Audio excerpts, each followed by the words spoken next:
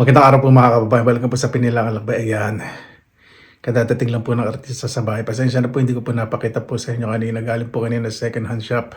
Kasi bawal po magpunta po doon. Meron po isang second hand shop po talaga dito na parang recycle second hand shop na hindi po pwedeng mag-video kahit sa loob po. Kasi nagpapaalam po talaga ako. Hindi po pwedeng basta-basta kumuha kahit sa loob. So, naka-jackpot po ako. Isang pair na item lang. Tapos bumili rin po ako ng mga ilang silver na naka-display pa. Pero dun sa pinalugog ko po, may nakita po akong isang pair. Pakita ko po sa inyo, sobrang laking jackpot po natin. Ito ko po sa inyo presyo. Ayan po. Ito po yung presyo, 35 euro. Ibig sabihin po ng Kir Pottery sa second hand shop. Hindi pakita ko niyo kasi bawal po dahil paalam ako dun sa may-ari, pero hindi daw pwedeng kumuha. So, meron pa tayong bagong discover na lugar. Pakita pa sa inyo kung ano po yung nabili ko. Ito po yung nabili ko, sandali Ayan. Parang lalagyan po ito ng kandila. Mabigat po eh.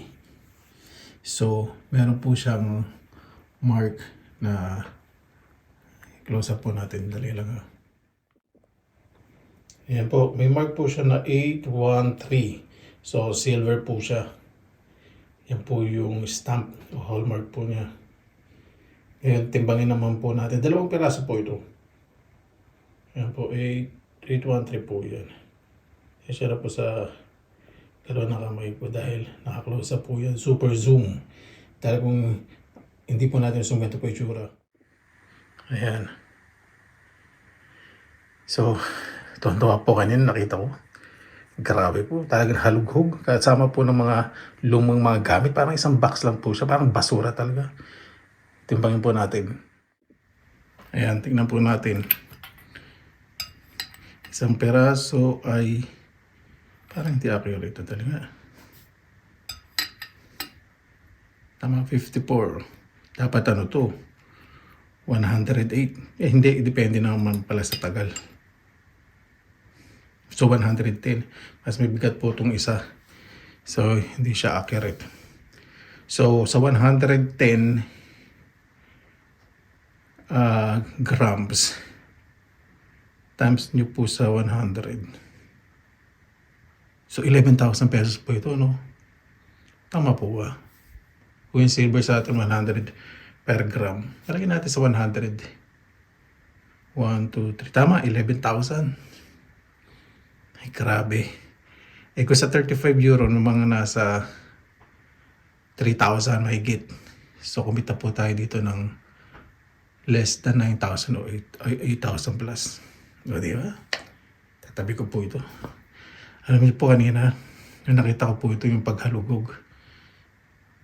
Medyo, hindi naman po na-impress. Pero nakita ko, parang sabi ka na bakit ganun? Ang dumi-dumi na. So, ibig sabihin mo tayo, nasa isang box po yan na katabi ng mga tools. Parang mga lumang mga gamit. Inulang ng oras, mga 30 minutes lang po tayo. Pero talagang para sa akin po ito. Tanggalin na po natin. Naku po. Opo, ganyan po talaga. Napakita ko naman po sa inyo, di ba, yung mga vlog ko. Alam po ninyo, magto 2 weeks pa lang po tayo. Ang dami ko na nakita. Paano pa mag-iisang taon? Isang ano na ako. Yung ano ba tawag doon? Malaking, ewan ko ba? Ayaw po masyadong mag-expect. Masaya lang po ako. Dali. Ito naman po tayo sa sa mas accurate na Timbang, bumili na po ako. Ano po ito 21 euro. Bili ko po dito sa timbangan po na to. Yan, dito naman po tayo.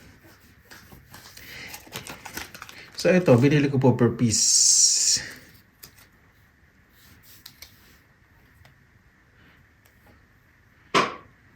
Ito, dali. May kasama ito, dali. Kasama po ito nung, hindi ko po kasi napakita nung nakaraan. Ito po yung kasama. Dali. Ito po yung kasama dito. Ito papa-praise ko. Kasi gasgas na po, pero hindi, nung sinumong ko, kahit gasgas na siya, parang hindi nagbago yung kulay. Gold pa rin. So, bili ko po dito €2 lang. Papapraise ko po ito bukas. Tapos ito po yung kasama po niya, 3.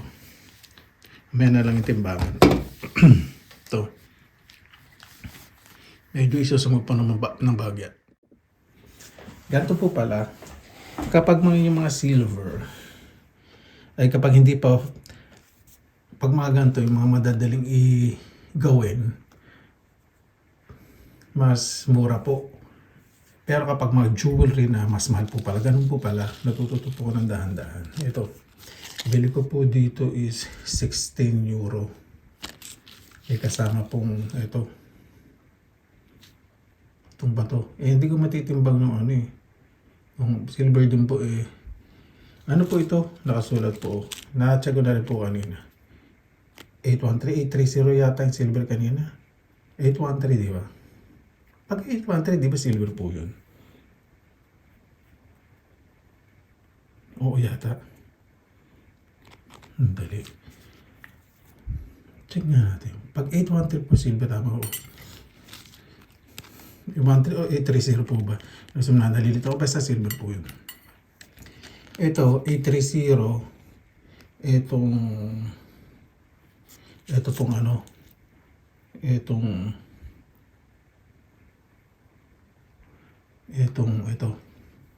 Silver siya. So, titimbangin na lang po natin itong necklace yun. Hindi na po yung pendant. Yung pendant, hindi ko po maalam kung ano po yun eh. Anong klase. Saan klaseng bato. Ito na lang po tayo.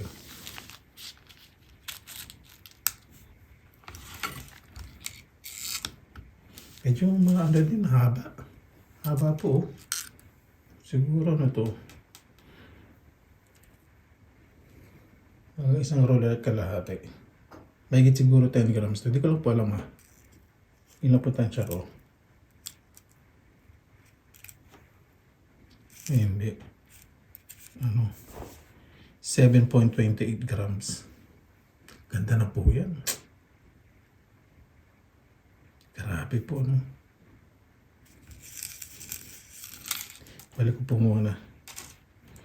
Alam niyo po dito talaga sa Finland. Ewan ko, basta nakwento ko naman po sa inyo sa akin. Unang bumili po ako yung gintong singsing. Hindi ko na po napakita yata yun. Hindi po natatandaan. Medyo nahilo ako ngayon, isa pagod din. Lamig po sa labas eh, -18. Nagtip lang po sa akin yung isang babae na nabilang ko yung display sa second hand.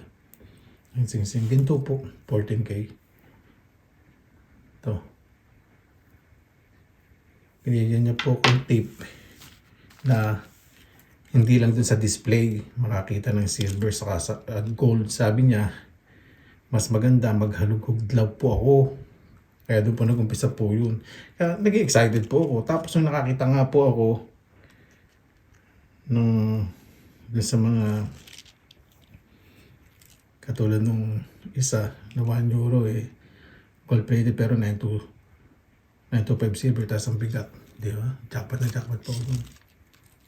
So ito, hindi ko na po papapraise. Saka na lang po, papapraise ko na lang po yung mga ginto. Tapos ito maganda. Ito magandang design. Pusa. Nakasulat po dito, 48 cm. Ito pong necklace. 835. Iba-iba pala. Tapos ito pendant. Ketyu po.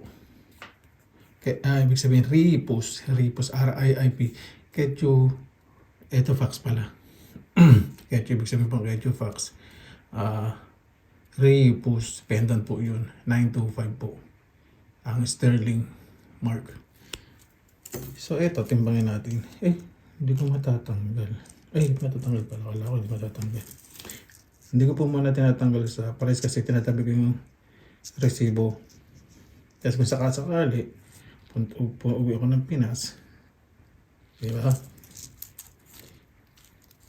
Pero yung resibo, itatabi ko po.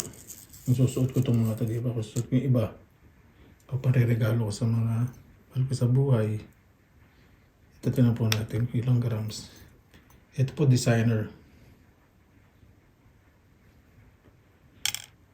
Bili ko po dito ay €15 lang. Mura po ano. So, 6 grams. Diba? Panalo, may profit. Kapag nagbibenta po kayo ng mga silver, linisin po ninyo. Tapos magsipilyo kayo. Siyempre naman, isi-seal stock nyo yan. Kailangan yung ngipin nyo din kulay silver, hindi kulay gold.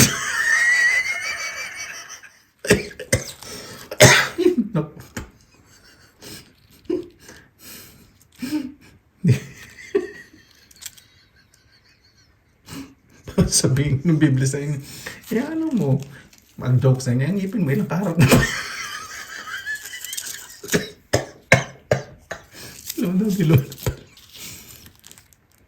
Tapos ito po, jackpot ako dito.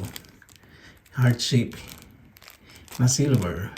Tapos may, may bato. Yan po, 4 euro. Ito, 4 euro. Ano ko siya mabubuksan ngayon? Paano? Malalaman ko ilang grams. Hindi naman siguro. Ay, dito ko na sa gilid. Yan. 2.05. Siyempre, kung bibili kayo ng gold, ng silver, na papatimbang ninyo, mga na po yun, iba is tawag nyo, scrap. Saka madadaling gawin. Pero kasi po ito may design, tapos may bato. So, hindi ko po alam kung sa actual price dito. Palagay na natin sa isang peraso po na ito kung bibenta po sa mga shop, jewelry shop. Para po sa akin abutin po ito ng 20 euro. Diba? Palagay na natin 10 o 12 euro, 4 euro. Tubo pa rin ako. Basta may tubo. Masaya po ako. Tuwa din ako ito. Ay, sorry, hindi ko po binili ito. Ay, nawala sa sarili ko. Yung binili nga pala, yung isa po na ganito rin black din. Kaya lang yung isa nagluluko. Sinuli ko sa kanya. Kaya may nagregalo po kaibigan ko. Yan. Nagregalo po ito ng birthday ko.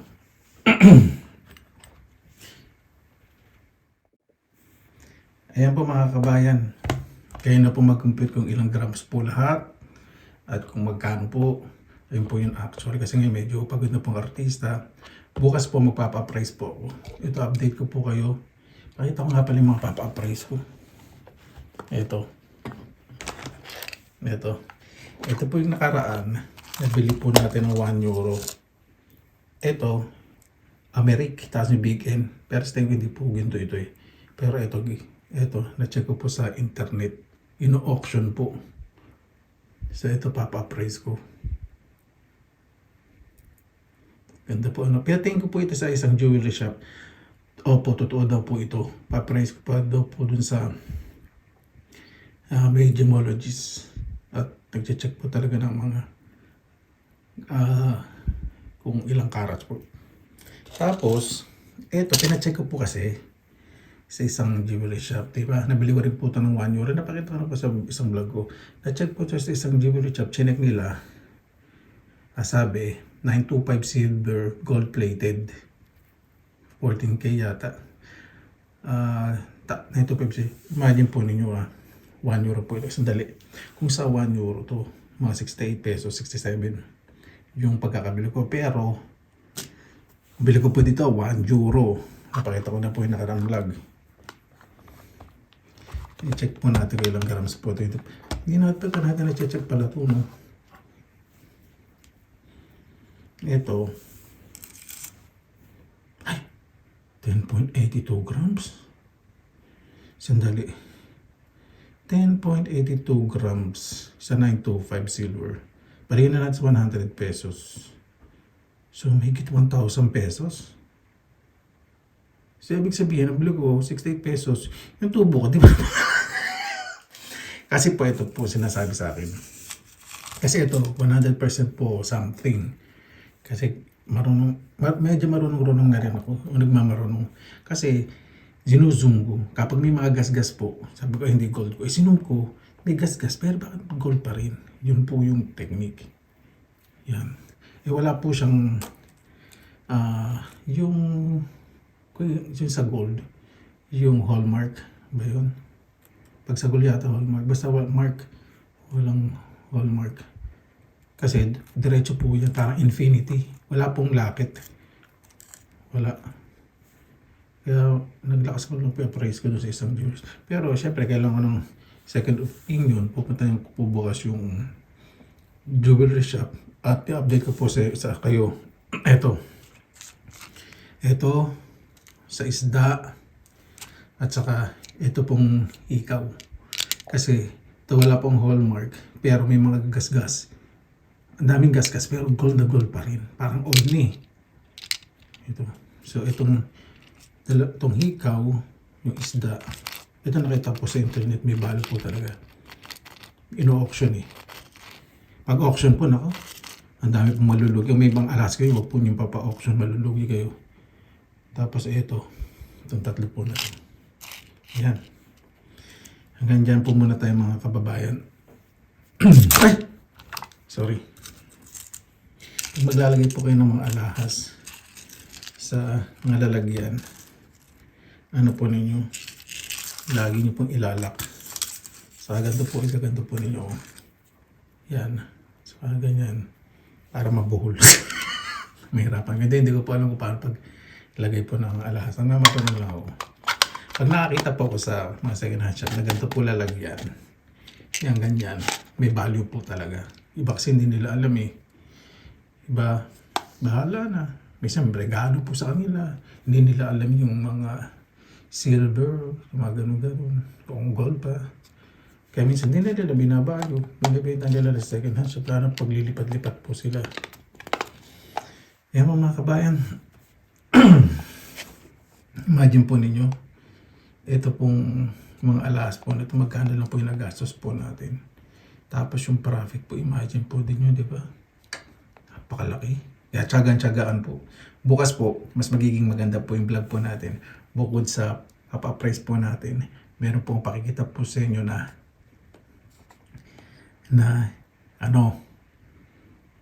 hindi po ako gagastos bukas pero makakabili po ako ng silver o kaya gold. Di ba? Nakakaano po. Hindi pong papalibre hindi pong mauto. Hindi ko gagamitin yung bangis ko. Consider na yun marami nag-offer. Basta, boss po. Paano mga kababayan? Maraming salamat po sa inyong oras na inila sa Pinilakang Lakbay. Pasensya na po, hindi po tayo masyadong mapagmukbang dahil yung bahay kanin ko medyo umalis na medyo pa-slim po tayo. Dahil malapit ng summer, kailangan ng summer body. Springtime. Magmukmukmukmuk pa tayo paminsan-minsan. Ito sa bawat binibili ko po, hindi ko po tinatanggal yung price tag. Kasi resibo po niyan, minsan hindi nabibigay. So, nandiyan. Ayan po, kapag po, yung mga, ito sinasama ko, sisunod niya pati yung resibo. Kasi inisip kong uwi ako sa Pilipinas, i-declare ko syempre kung may jewelry, hindi naman mamahal, kahit check nila. Hindi naman ganun. Para safe po. Maraming salamat na lang po sa inyo oras na ilan sa Pinilakang Lakbay. Basta lagi po tayong positive vibes, good vibes. Dumiskarte po tayo ng fair. Ayan, basta lagi po tayong positive vibes, good vibes. God bless. Ingat po lagi. Magandang araw. Laban lang. Ingat po sa lahat.